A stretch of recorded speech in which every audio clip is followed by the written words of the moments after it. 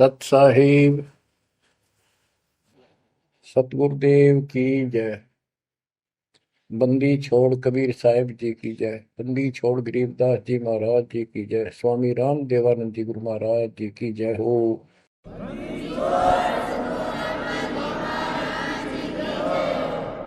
सर्व संतों की जय, सर्व भक्तों की जय, धर्मी पुरुषों की जय। श्री काशी धाम की जय, श्री सुडानी धाम की जय, श्री क्रोथा धाम की जय, श्री बरवाड़ा धाम की जय। सत साहिब गरीब नमो नमो सत पुरुष को नमस्कार गुरु की नहीं। सुर नर मुनिजन साधुआ संतों सर्वस दीन। सतगुरु साहिब संत सब दंडवतम प्रणाम। आगे पीछे मध्य हुए किनको पूर्व। कबीर सतगुरु के उपदेश का सुनिया एक विचार। जय सतगुरु मिलते नहीं जाते नरक द्वार। नरक द्वार में दूत सब करते खेचा तान। उनसे कभू नहीं छूटता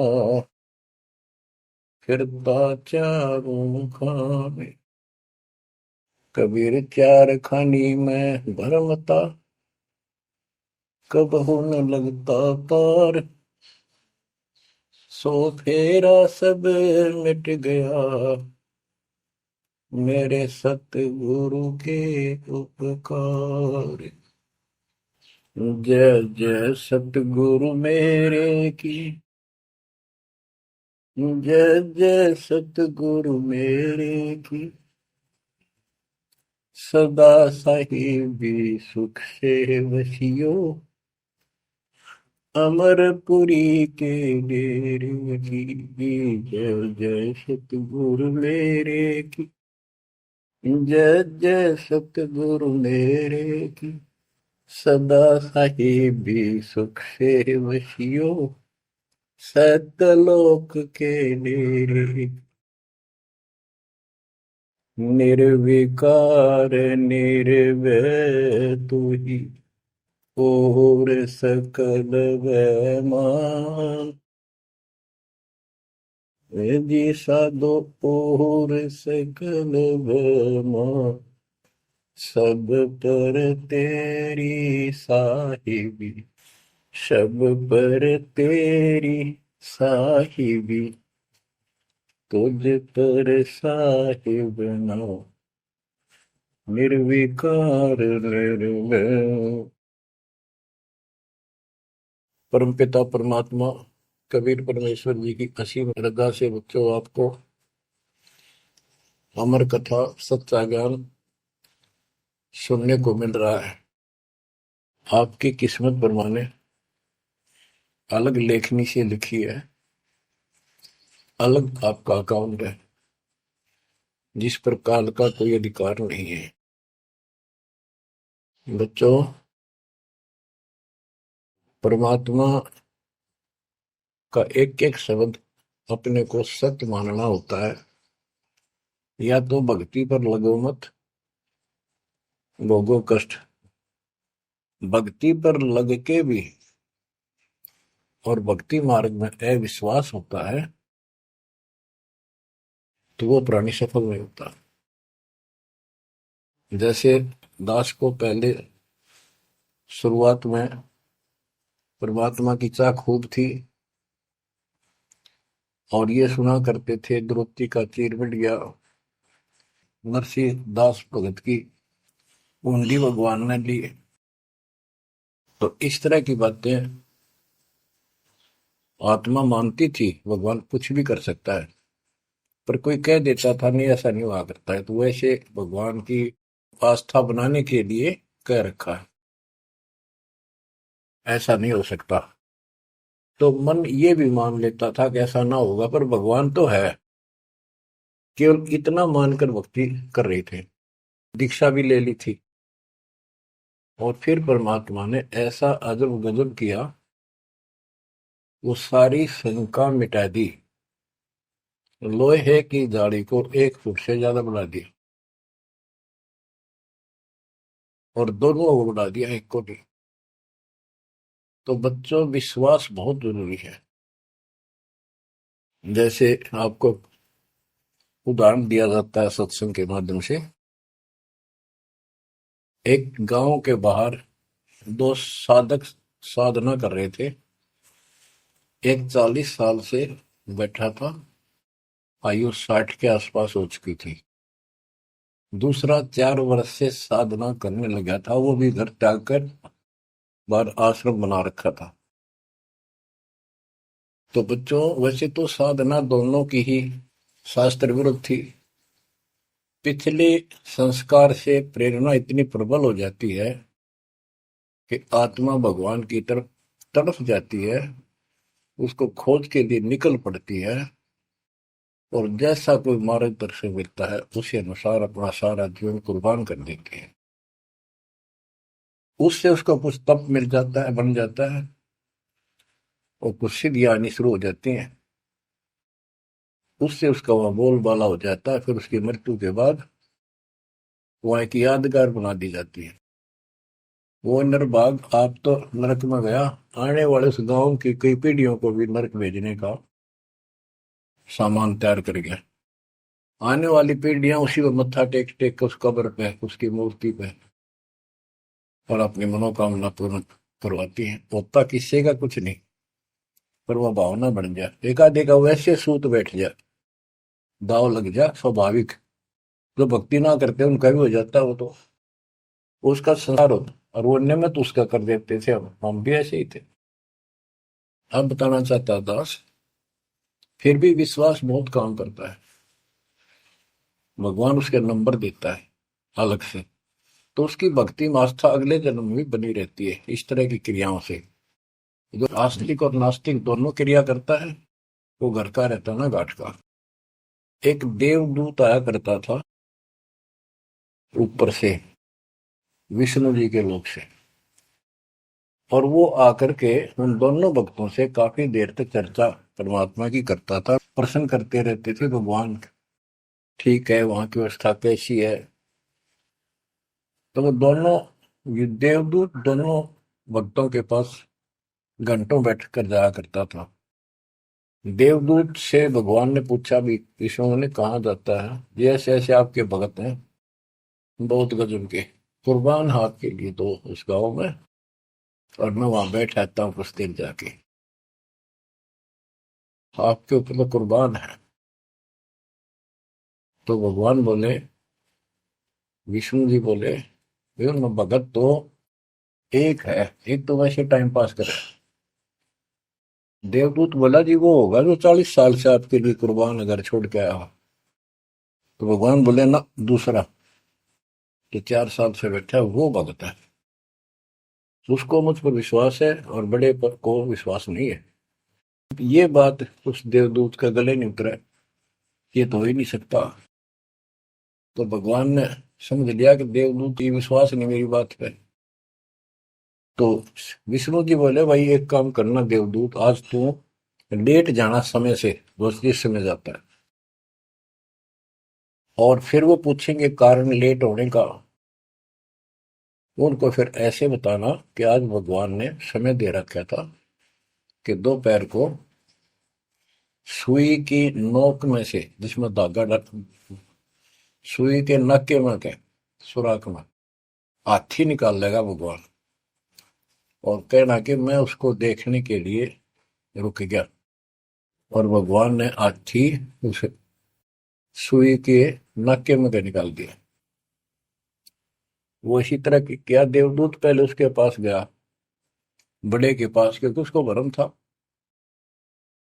तो विष्णु जी ने कहा था, फिर ये देखना वो कौन क्या प्रक्रिया करता है, तुझे स्वयं फैसला हो जाएगा भगत कौन है।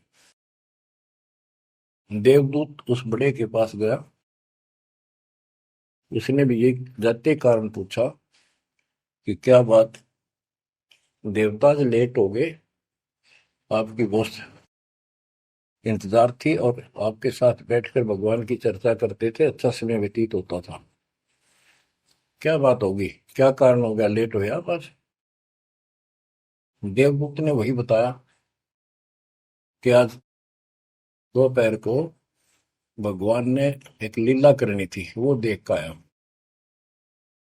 तो भगत बोला, क्या लीला की? कि कमाल कर दिया भाई, हद कर दी।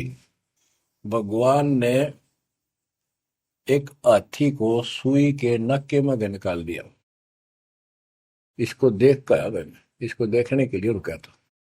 भगत बोला, 40 साल वाला देवदूत देवता इसी झूठ बोल किसी का जत जा, ये कभी हो सकता है? सुई के नक्के में का हाथी निकल जा, क्यों झूठ बोल रहा है? देवता होकर ऐसी बात कर रहा था। तो देव की भैंस उठ गई और उसके सारे अनुभव फेल हो गया। तो भगवान ठीक है कहते हो तो कति डांगर है। जब इसको इतना विश्वास नहीं, भगवान कुछ नहीं कर सकता, तेरे जैसा घसियारा है, फिर भक्ति क्यों कर रहा है? देवदूत उठ कर चल पड़ा। फिर वो 4 साल वाले के पास गया। उसने सोचा, यूं तो हमारा धमका दे मेरे को, गुस्से होएगा, इसको तो ज्ञान ही कुछ नहीं होगा अभी तक। उस 4 साल वाले ने भी, भगत ने पूछा, देवदूत तभी लेट हो गए, आपके आने की बड़ी इंतजार रहती थी, आज तो सोच लिया था शायद नहीं आएंगे, क्या काम हो गया ऐसा कोई, हमें भी बताओ। देवदूत बोला, भाई ये बताऊं, झूठ में कह नहीं सकता और सच्ची की शिकायत गला उतरती नहीं। भगत बोला, बताओ तो सही क्या बात है? क्या दोपहर को भगवान ने एक लीला करनी थी, मैं उसको देखने के लिए रुक गया। क्या लीला थी? देवदूत बोला, सुई के नक्के में क्या भगवान ने हाथी निकालना था। भगत बोला, फिर क्या हो गया? कि वही निकाल दिया, कमाल कर दिया। बोला, बस भगवान ने निकाल दिया, सारी पृथ्वी ने, धरती ने सुई के नक्के में गया, आप हाथी में आश्चर्य कर रहे हो? तो देवदूत ने सीने से लगा दिया उस बालक को। मैं बोला, धन्य तेरे माता पिता जिससे जन्म हुआ। भक्ति कर विश्वास नहीं तो खाक भक्ति है वो। कह कबीर सुनो विषादो, मैं तो हूं विश्वास में। तो अपने परमात्मा की विज्ञा पे अविश्वास नहीं होना चाहिए। और ये धीरे धीरे आपके साथ भी परमात्मा ऐसी लीला करते रहेंगे और कर भी दी होगी। और ना भी हो तो इतने सारे प्रमाण दिए जाते हैं, विश्वास कर लेना, परमात्मा की भक्ति से दूर ना होना। बच्चों, आपको अजब गजब का ज्ञान दास बता रहा है, जो संत गरीबदास जी ने परमात्मा से प्राप्त हुआ। और ऐसा निर्णायक ज्ञान है, इसका रिजल्ट इस पूरी कथा का फिर बाद में आपको बहुत अच्छा निष्कर्ष मिलेगा। पार्वती जी शिव की पत्नी और 108 बार मर चुकी थी। 109वें जन्म में भी उसने शिव जी को ही पति बनाया। ये संस्कार था उनका। नारद मुनि ने एक दिन आके पार्वती जी को समझाया कि हे माता, भगवान शंकर जी के पास एक ऐसा मंत्र है जो आपको बता देना, उस नाम के जाप से आप अमर हो जाओगे, अन्यथा आप 108 बार मर चुके हो। और वो भगवान उसकी प्रमाण के लिए आपके शरों की खोपड़ी की माला बना रखी है। 108 है, गिन दिए। पार्वती जी बोली, भाई नारद बिल्कुल सही है, 108 है। मैं पूछती हूँ ये किसके के क्यों क्या है, तो वो टाल मटोल कर जाते हैं। तो हे माता, आपका जन्म मरण मिट जाएगा।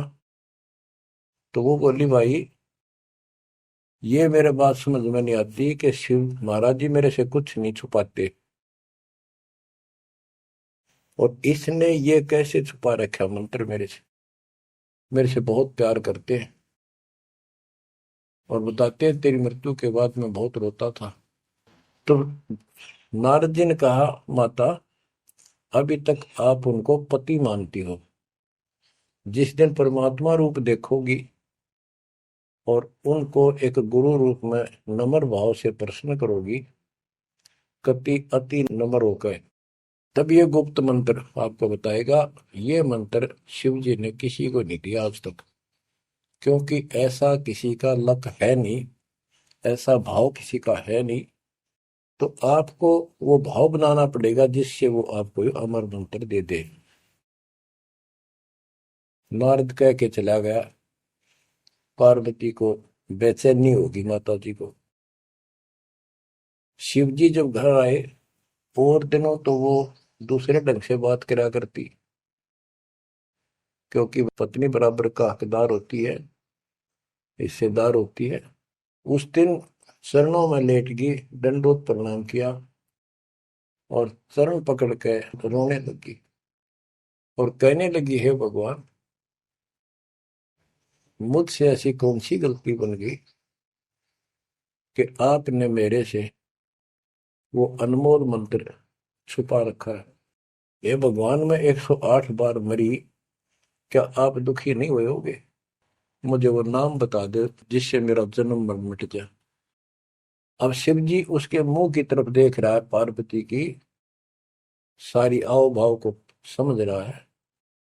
कहने लगा, पार्वती आज तेरे को कौन सा भगवान आत्मा मिल गया जिसने तेरी बुद्धि बदल दी? ये तेरी बुद्धि का ज्ञान नहीं है, तेरे को तो मैं जानता हूं। ये बात तेरे मन में भी नहीं आती थी। मैंने कोशिश भी की, भक्ति किया करो। आप कह देती थी, आप भगवान हो, मुझे क्या जरूरत है, मैं भगवान के साथ हूं, मैं उनकी अर्धांगिनी हूं। तब पार्वती जी ने बताया कि नारद जी आए थे, उन्होंने मुझे ये सब बताया। तो भगवान शंकर बोले, पार्वती सुन ले, जितनी बार तू मरी मेरा पागल जैसा हाल हो जाया करता था। एक बार तो राजा दक्ष के यज्ञ में जलकर मरी, तेरे अस्थि पिंजर को उठाए मैं 10,000 वर्ष तक घूमता रहा था, तो आप कंधे पर रख के और पार्वती पार्वती करता हूँ। वो तो एक सुदर्शन चक्कर आया, उसने काट के तेरे टुकड़े कर दिए शरीर के। जब मैं ठगा सा रह गया, मेरे हाथ कुछ नहीं बचा, फिर तेरा जन्म हो गया, शादी फिर होगी। वह भूल पड़ी।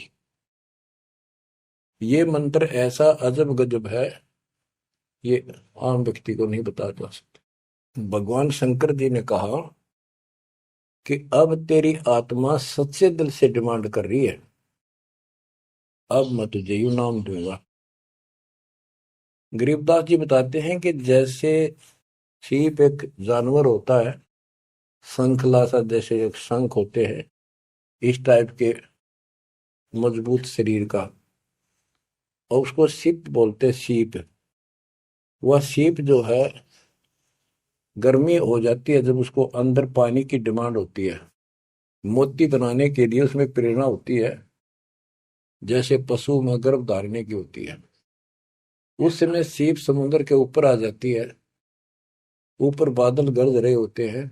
यदि उसका मुख खुला हो और बारिश की एक बूंद भी उसके मुख में चली जा, तो उससे मोती बनना शुरू हो जाता है। उस बूंद को लेकर शिप वापस समुद्र में गोता लगा जाती है, उसमें मोती बन जाता है। और यदि सीप का वो मुंह बंद हो तो सारा सामान बरस जाए उसके ऊपर, मोती नहीं बना। तो पार्वती को समझाया कि अब तेरी सीप का आत्मा का मुंह खुल चुका है, अब मैं यू नाम दूंगा, असर करेगा। और पहले तेरी सीप आत्मा का मुंह बंद था, इसलिए ये उन्मोद मंत्र ऐसे व्यर्थ नहीं कर सकता था। फिर कहा कि चलो, सुबह सुबह एकांत स्थान पर पहुंच गए। वहां एक सूखा वृक्ष था, पत्ते भी नहीं थे, उसके नीचे बैठ गए और बच्चों वहां पर दोनों हाथों की ताली बजाई। तो आसपास के पक्षी उड़कर भाज गए, इतना शोर हुआ। और जो अंडे थे वो बच्चे बढ़ के उड़ गए। उसी वृक्ष की खोगड़ में एक खोखले स्थान पर तोते के अंडे थे। वो जो अंडे थे उस स्वस्थ अंडे तो बच्चे बढ़ के उड़ गए। अस्वस्थ था एक अंडा, कति खराब हो गया था, गंदा हो गया था, वो वही रह गया। भगवान शंकर को पता नहीं था कि इसमें कोई तोते के बच्चे भी हैं, अंडे भी हैं। उनको मालूम था कि अंडे भी होंगे तो बच्चे बनकर जा चुके होंगे। अब बच्चों, बहुत सी कहानी इस एक ही कथा से आपको समझ में आएगी। जैसे ये क्या करते हैं, भक्ति ना करके मृत्यु के प्राप्त हो जाते हैं, फिर क्या करते हो, अസ്ഥियों को उठाते हैं, जड़ी हुई हड्डियों को, उनको उठाकर गंगा में बहा के आते हैं। उनका उद्देश्य तो ये होता है कि इसको इतने गहरे पानी में डाल दे कि जो व्यक्ति मर जाता है, स्त्री या पुरुष, जब वो प्रेत बन जाता है तो अपने घर आता है। घर में वो अपने बॉडी को खोजता है, फिर वो जाता है शमशान घाट पे। उसको एहसास होता है कि ये ताजा ताजा जो फूके गए हैं ये तेरी हड्डी है। उन हड्डियों को अपनी मान कर उनका चिपक जाता है भूत, और फिर कभी घर और कभी उन हड्डियों के पास वहां चक्कर काटता रहता है और परिवार वालों को तंग करता है।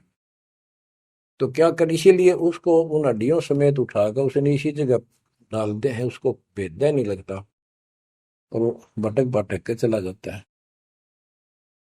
तो बच्चों, अब हमने न तो ये क्रिया करनी क्योंकि हम भूत बनाए को नहीं, हमारी सच्ची भक्ति है और उससे कोई समाधान नहीं हो जाता। तो इसी प्रकार जो दास बताना चाहता है कि मरने के बाद भी उन हड्डियों को भी वो जीव अपना मान रहा था कि मेरी है, उनके चिपक जाता है। इसी प्रकार जो गंदा अंडा हो गया था, वो आत्मा उसका चिपकी हुई थी कि मेरा है। हालांकि वो कति खत्म हो चुका था, कुछ दिनों में उसकी वो सूख जाता, खत्म हो जाता, फिर वो उसको छोड़कर चलती। तो वो आत्मा उसके साथ चिपकी हुई थी। उधर से पार्वती जी को कथा सुनाना शुरू कर दिया, अमर कथा सुनाई। क्योंकि गरीबदास जी कहते हैं, कबीर साहब ने बताया, हम बैरागी ब्रह्मपद सन्यासी महादेव, सोहम मंत्र दिया शिव जी को, वो करे हमारी सेव। तो कबीर साहब ने इन सब को यो अमर ज्ञान सुनाया था, सतलोक वाला, सृष्टि रचना सब सुनाई। भगवान ऐसा है, भगवान ऊपर है, भगवान ऐसा है, वो सबका मालिक है। जब तो मान ली, प्रथम नाम एक ले लिया, किसी को ओम दे दिया, किसी को सोम दे दिया, किसी को श्रीयम हरियम दे दिया, किसी को किलियम। इस तरह इनको अपना बनाया परमात्मा ने। और फिर सोचा था कि दोबारा मैं आऊंगा, अगर इनकी बुद्धि काम करेगी, इनकी आस्था ठीक रही, तो फिर नए सिरे तो मंत्र पहला दूंगा। जब दूसरी बार परमात्मा गए तो इन सब की बुद्धि काल ने फेर दी। इन्होंने सुनी भी नहीं कबीर साहब की बात। तो कबीर साहब वापस आ गए। अब वो ज्ञान शिव जी को था, पार्वती को बताया और मंत्र दिया उसको। अब बच्चों, 5 नाम शिव जी को बताए थे, लेकिन शिव जी विशेषकर एक सोहम मंत्र ही जाप करता है। ये चक्कर ये है कि जो गुरु बताते हैं हम उस पर ना रुक करके फिर मनमुखी जरूर करते हैं कोई कोई। और परमात्मा जी ने, कबीर साहब ने शिव जी